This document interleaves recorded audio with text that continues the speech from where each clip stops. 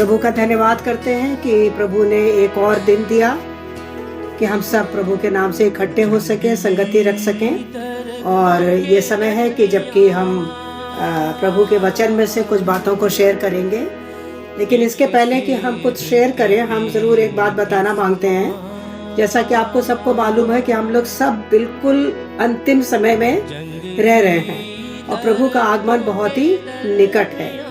कल हम ऐसे YouTube पे देख रहे थे तो एक बहुत अच्छा विश्वासियों का ग्रुप है, उन्होंने बताया कि हम लोग बड़ी देर से अन्य भाषा में प्रार्थना कर रहे थे, बहुत देर से, करीब 1-2 घंटे से लगातार केवल डिफरेंट लैंग्वेजेस में अन्य भाषा में प्रार्थना कर रहे थे।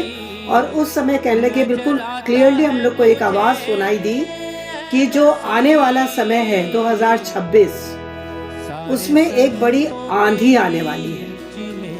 अब ये आंधी जो है ये एक आत्मिक आंधी भी हो सकती है या कुछ परेशानियों का भी दौर हो सकता है। खैर जो भी समय है, समय हमारे हाथ में नहीं है, लेकिन ज़रूरत इस बात की है कि हम अपने आप को हर पल हर घड़ी प्रभु के लिए तैयार रखें। चाहे कैसा भी समय आए, कैसी भी परिस्थितियां आए, कैसी भी दुख की घड़ी हो, क्लेश हो, सताव हो, लेकिन हमको वचन में इस समय दृढ़ होने की ज़रूरत है। इधर उधर की हम फालतू बातों में या जो फालतू गलत शिक्षाएं हैं उन पर हम अपना मन ना लगाएं, केवल वचन पर अपने ध्यान को केंद्रित करें और जैसा वचन हमें गाइड करता है उसी प्रकार से हम प्रार्थना में और संगति में लगे रहें। तो चाहे बड़े बड़े तूफान आए या आंधियां आए, ये हमको डिगा नहीं सकेंगी, क्योंकि जो हमने अपना घर है वो प्रभु यीशु की चट्टान पर बनाया है और उस चट्टान पर हम स्थिर बने रहें। तो आज का जो टॉपिक है वो ये है कि प्रभु का आगमन बहुत निकट है। हम नहीं जानते किस घड़ी वो आ जाएगा अपनी दुल्हन को लेने के लिए, तो हमको किस प्रकार से अपने आप को तैयार करना है, कैसे हम अपने आप को तैयार करें और कौन वे लोग हैं जो कि पहले पुनरुत्थान के भागी होंगे। 2 पुनरुत्थान है, पहला तो हो चुका, फिर पहला यीशु मसीह जो रैप्चर में आएगा बादलों पर अपनी कलीसिया को लेने के लिए, और उसके बाद जो सेकेंड कमिंग ऑफ क्राइस्ट होगी। तो अभी समय है रैप्चर का, पहले पुनरुत्थान का।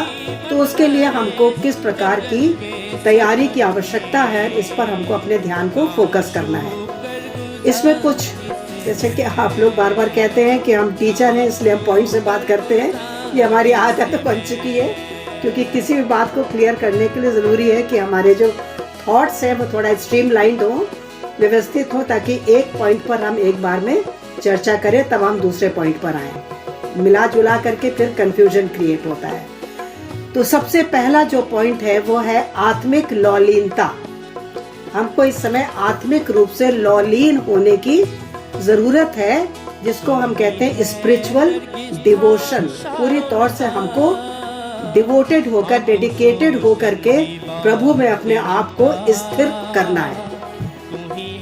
इसमें हम देखेंगे प्रेरितों के काम, उसका 2 अध्याय और उसके 42वें पद को। ये समझ लीजिए कि हमको एक गाइडलाइन दी गई है कि हमको किस प्रकार से अपने आप को तैयार करना है। बहुत ही सिंपल सी बात है, ये सबका पढ़ा हुआ है। 4 चीजें हैं जिन पर की फोकस किया है, और वे हैं शिक्षा पाना, प्रेरितों से शिक्षा पाना। दूसरा है संगति रखना, तीसरा है रोटी तोड़ना, और चौथा है प्रार्थना करने में लौलीन रहना। तो ये 4 चीजें जो है ये हमारे जीवन का एक बहुत ही इंटीग्रल पार्ट होना चाहिए, एक बहुत ही महत्वपूर्ण प्राप्त होना चाहिए कि हम लगातार वचन से शिक्षा को प्राप्त करते रहें। इसके विषय में मैं पढ़ना चाहूंगी 2 तिमोथी उसका 3 अध्याय, उसका 14 से 17। अगर आप लोग के पास वचन है तो आप लोग उसको प्लीज निकाल लीजिए, जो कि शिक्षा पाने से संबंधित है। पहला पॉइंट हम लेके चलेंगे, शिक्षा। 4 चीजें वे करते थे, शिक्षा पाना, संगति रखना, रोटी तोड़ना और प्रार्थना करने में लौलीन रहना। तो हम देखेंगे शिक्षा पाने के संबंध में क्या कहा गया है। 2 तिमोथी उसका 3 अध्याय 14 से 17। पर तू उन बातों पर जो तूने सीखी हैं और विश्वास किया है, यह जानकर दृढ़ बना रहे कि तूने उन्हें किन लोगों से सीखा है। तो हमको ये बहुत ध्यान में रखने की आवश्यकता है कि जो वचन की शिक्षा हम प्राप्त कर रहे हैं उन्हें हम किन लोगों से शिक्षा प्राप्त कर रहे हैं, क्योंकि इसमें भटकाने वाली आत्मा भी बहुत ज्यादा कार्य कर रही है ताकि लोग विश्वास से भटक कर अन्य प्रकार की शिक्षाओं पर मन लगाएं। तो हमको पहले ये डिसर्न करना है कि जो वचन की शिक्षा है वो हमने किन लोगों से प्राप्त की है। क्या ये वे लोग हैं जिन्होंने वचन को सही प्रकार से समझा है, जिन्होंने वचन की सारी शिक्षाओं पर बने हुए हैं जो प्रभु यीशु ने दी थी या जो प्रेरितों ने दी थी, उन्हीं शिक्षाओं को फॉलो कर रहे हैं या किसी और प्रकार की शिक्षा दे रहे हैं। तो शिक्षा पाने का अर्थ है ये डिसर्न करना कि हम किन लोगों से शिक्षा प्राप्त कर रहे हैं और वो शिक्षाएं वचन सपोर्ट कर रहा है अथवा नहीं कर रहा है। यदि वचन उसको सपोर्ट कर रहा है तो हमको उसी शिक्षा पर स्थिर बने रहना है। और बचपन से पवित्र शास्त्र तेरा जाना हुआ है, जो तुझे मसीह पर विश्वास करने से उद्धार प्राप्त करने के लिए बुद्धिमान बना सकता है।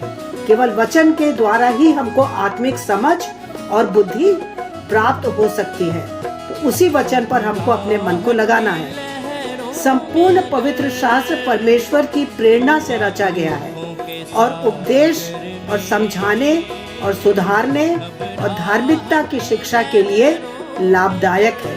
तो जब हम परमेश्वर के वचन को पढ़ते हैं तो हमको ये ध्यान देने की आवश्यकता है कि परमेश्वर हमसे किन वचनों के द्वारा हमको शिक्षा देना चाहता है, कौन से उपदेश हमारे लिए रखे गए हैं, कौन सी ऐसी आयतें हैं जो हमको समझाने के लिए, सही रास्ते पर चलने के लिए जो प्रेरित करते हैं, हमको सुधारने कौन कौन से एरियाज हमारे जीवन में ऐसे हैं जिसमें कि सुधार की आवश्यकता है वचन के अनुसार, और धार्मिकता की शिक्षा के लिए आवश्यकता है। कौन सी ऐसी शिक्षाएं हैं जो हमको प्रभु की धार्मिकता में आगे बढ़ाने में सहायक हो सकती हैं। तो हमको बहुत ही प्रूडेंट होना है, बहुत ही ज्यादा हमको अपने विवेक का प्रयोग करना है कि हम उन वचन पर आधारित शिक्षाओं को ही अपने जीवन का मूल मंत्र माने, इधर उधर हम भटकाए ना जाएं, ताकि परमेश्वर का जन सिद्ध बने। यदि हम वचन की शिक्षाओं को अपने जीवन में एज इट इज उतारते हैं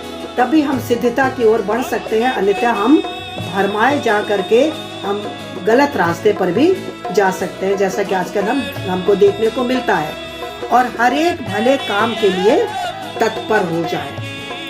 तो ये 2 तिमोथी 3 अध्याय उसका 14 से 17 पद में है, जिसमें कि ये बताया गया है कि हमें ये परखना है कि हमको किन लोगों से शिक्षा प्राप्त करनी है, कौन सी शिक्षा प्राप्त करनी है, कौन सी शिक्षा जो है वो वचन पर आधारित है, कौन सी शिक्षा वचन के विरोध में है। तो सही शिक्षा, जैसे कि उस समय की कलीसिया थी, वे लोग लिखा प्रेरितों से शिक्षा प्राप्त करते थे। उसमें तो बाइबल नहीं थी, लेकिन प्रेरितों से शिक्षा कैसे प्राप्त करते थे, क्योंकि प्रेरित जो कुछ कहते थे वो पवित्र आत्मा की अगुवाई में बोलते थे। जो ऐसा पवित्र आत्मा उनको सामर्थ देता था वैसा ही वे वचन को लोगों के सामने प्रस्तुत करते थे। और जब पतरस ने खड़े होकर प्रचार किया तो उसका वचन इतना प्रभावशाली था कि उसी दिन 3000 लोगों ने मन फिराया और बपतिस्मा लिया। तो हमको ये परखना है कि हम किन लोगों से शिक्षा प्राप्त कर रहे हैं और कैसी शिक्षा प्राप्त कर रहे हैं। दूसरी चीज है संगति रखना। ये भी हमारे आत्मिक जीवन का एक बहुत ही महत्वपूर्ण पहलू है कि हम किन लोगों के साथ संगति रख रहे हैं, क्योंकि संगति का बहुत प्रभाव पड़ता है। लिखा है बुरी संगति जो है वो अच्छे चरित्र को बिगाड़ देती है।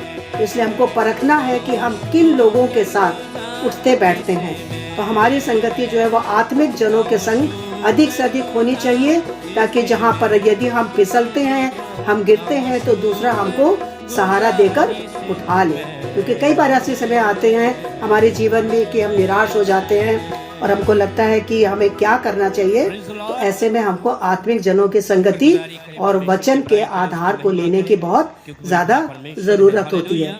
इसके संदर्भ में भी मैं पढ़ना चाहूंगी इब्रानियों उसका 10वां अध्याय 22 से 25। तो आओ हम सच्चे मन और पूरे विश्वास के साथ और विवेक का दोष दूर करने के लिए हृदय पर छिड़काव लेकर और देह को शुद्ध जल से धुलवाकर परमेश्वर के समीप जाएं। आओ हम अपनी आशा के अंगीकार को दृढ़ता से थामे रहें, क्योंकि जिसने प्रतिज्ञा की वो सच्चा है, और प्रेम और भले कामों में उस्काने के लिए हम एक दूसरे की चिंता किया करें और एक दूसरे के साथ इकट्ठा होना ना छोड़ें, जैसे कि कितनों की रीति है, पर एक दूसरे को समझाते रहें, और ज्यों-ज्यों उस दिन को निकट आते देखो त्यों-त्यों और भी अधिक ये किया करो। तो ये हमको वचन के द्वारा ये हमको शिक्षा दी गई है कि संगति हमारे लिए बहुत आवश्यक है, क्योंकि संगति के द्वारा हम एक दूसरे को उत्साहित करते हैं, संगति के द्वारा हम एक दूसरे की चिंता करते हैं, संगति के द्वारा हम एक दूसरे को वचन के प्रति प्रेरित करते हैं, एक दूसरे को सहारा देते हैं। तो इसलिए हमको प्रभु के नाम से एक दूसरे के साथ संगति करने की बहुत अधिक आवश्यकता है। यदि संगति की आवश्यकता ना होती तो इसको क्यों इन 4 बातों में सम्मिलित किया गया है? शिक्षा पाना और संगति करना। तो संगति से बहुत अधिक प्रभाव पड़ता है। जैसे कि हमारा अपना भी एक एग्जाम्पल है कि कुछ दिनों तक जब हमारी संगति दूर हो गई थी तो हमारे अंदर एक निराशा आ गई थी, लेकिन जब हम दोबारा संगति से जुड़े तो हम फिर से रिवाइव हो गए। वही जैसे कि उदाहरण है कि अगर अंगीठी के एक कोयले को अगर निकाल के बाहर रख दो तो बुझ जाता है। तो इसलिए हम निरंतर जलते रहें, प्रभु में बने रहें। इसके लिए जरूरी है कि हम आत्मिक संगति में बने रहें, क्योंकि इससे हम एक दूसरे को प्रोत्साहित करते हैं और एक दूसरे की हम सहायता करते हैं। इसके बाद है रोटी तोड़ना। रोटी तोड़ना ये भी एक कार्य है जिसको कि हमको निरंतर करना है। रोटी तोड़ने के विषय में आप जानते हैं कि प्रभु यीशु स्वयं जीवन की रोटी है, और जब हम उसके नाम से इकट्ठे होते हैं तो सिंबॉलिक तौर पर हम रोटी तोड़ते हैं, एक ही रोटी, और सब हम आपस में एक दूसरे के संग शिरकत करते हैं, आत्मिक संगति करते हैं।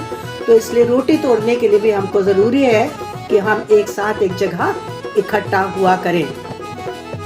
इसके विषय में भी पहले कुरिन्थियों 11 और 23 और 26 में लिखा है, क्योंकि ये बात मुझे प्रभु से पहुंची और मैंने भी तुम्हें पहुंचा दी कि प्रभु यीशु ने जिस रात वो पकड़वाया गया रोटी ली और धन्यवाद करके तोड़ी और कहा, ये मेरी देह है जो तुम्हारे लिए है, मेरे स्मरण के लिए यही किया करो। इसी रीति से उसने ब्यारी के पीछे कटोरा भी लिया और कहा, ये कटोरा मेरे लहू में नई वाचा है, जब कभी पियो तो मेरे स्मरण के लिए यही किया करो। क्योंकि जब कभी तुम ये रोटी खाते और इस कटोरे में से पीते हो तो प्रभु की मृत्यु को जब तक वो ना आए प्रचार करते हो। तो रोटी तोड़ना और प्रभु के लहू में शिरकत करना ये इसलिए जरूरी है ताकि इसके माध्यम से हम प्रभु यीशु मसीह के महान बलिदान का निरंतर प्रचार करते रहें। रोटी के द्वारा प्रभु यीशु के बदन से हम जुड़े रहें और प्रभु यीशु मसीह के लहू से हम अपने आप को कवर करते रहें, ताकि हम प्रभु की पहचान में हम बढ़ते जाएं और प्रभु के लहू से हमको निरंतर सामर्थ प्राप्त होती रहे। क्योंकि जब हम ऐसा करते हैं तभी हम प्रभु यीशु मसीह के नाम का प्रचार करते हैं, जब तक कि वो दोबारा ना आए। और जो चौथी चीज है वो है प्रार्थना करने में लौलीन रहना। ज्यादा हो गया, बस इस पॉइंट को खत्म कर देते हैं। प्रार्थना करने में लौलीन रहना, इसमें 2 रेफरेंसेस है जिसको आप लोग अगर चाहें तो आप लिख भी सकते हैं। जैसे कि है पहला थेसलोनियंस उसका 5वां अध्याय 16 से 19।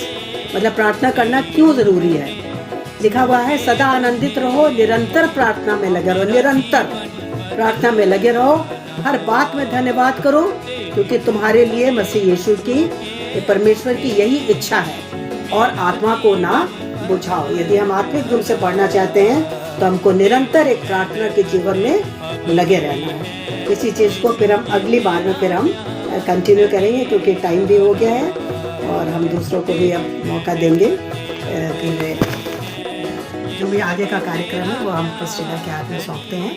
प्रभु आप सबको आशीष दें।